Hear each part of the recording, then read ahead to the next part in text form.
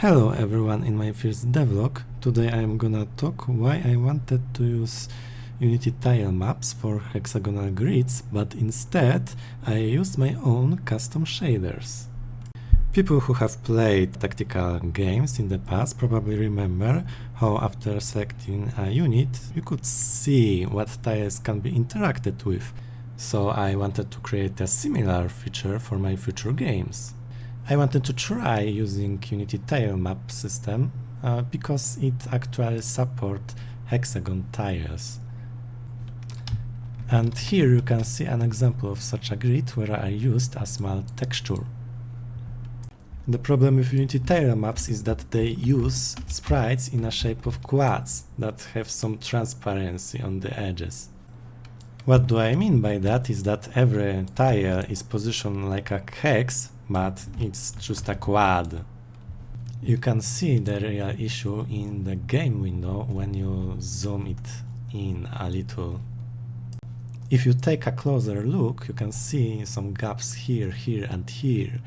Meanwhile, sprites overlap here, here and here. It's probably caused by floating point precision.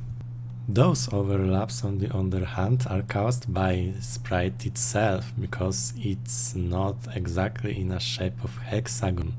It's because the size of a hexagon is highly irregular, and if you attempt to create one as a 2D texture, you will make it wider or thinner than it actually is supposed to be. Since shape of the texture is a bit off, you have to correct a bit the grid spacing so it will match the sprite itself. And all the overlappings have gone, except of those little. It's also worth to mention that those gaps can appear and disappear depending on your resolution. Well, the floating point precision is a pain. Here, on the other hand, you can see tiles made with higher resolution textures. Those gaps are caused again by different proportions, so we are going to fix them, and it looks pretty nice, I guess. It's also worth to point out that high resolution textures aren't working well with low resolution textures. It's because the shape of the edges is different for both textures. The solution would be to unify the resolution of all the textures, which would make it more difficult to use textures from different sources.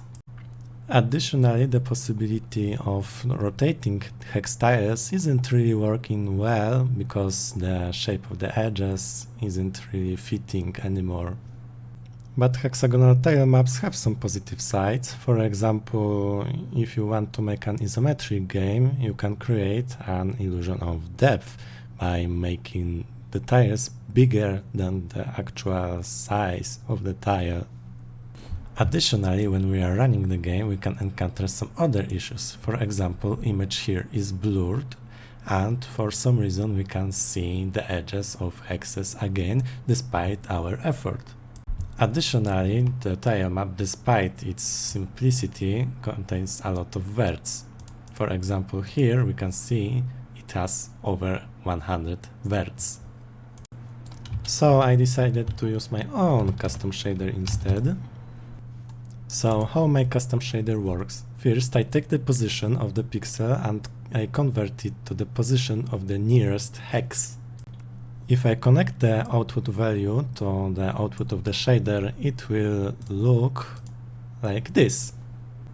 Since I am taking the position of the nearest hex, all the points belong to some hex. It completely removes the issues with gaps and overlaps. Then I am taking the position of the pixel, I am subtracting the position of the hex, I am slightly modifying it, and then using it as UV for sampling texture. And now it looks like this.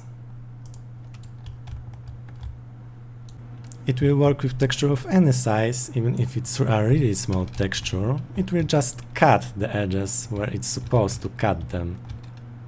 No texture will overlap. Then I am converting hex positions to hex indices. I am using them to sample another texture, and this texture tells me where tiles should appear. So now, if we want to compare the results, we have to save the changes, and it will look like this. But we don't want it to loop infinitely, so we are going to restrict it by making some bounds, saving the file, and it looks much better. Despite of having 8 tiles, we can see that those tiles aren't generating many verts. Also, it doesn't really have any issues with making the tiles transparent. No issues at all. Also, my second texture can easily color any tile I want, however I want, making this little beauty. And now I can use this system for my future games. Thanks for watching, and I hope you liked it.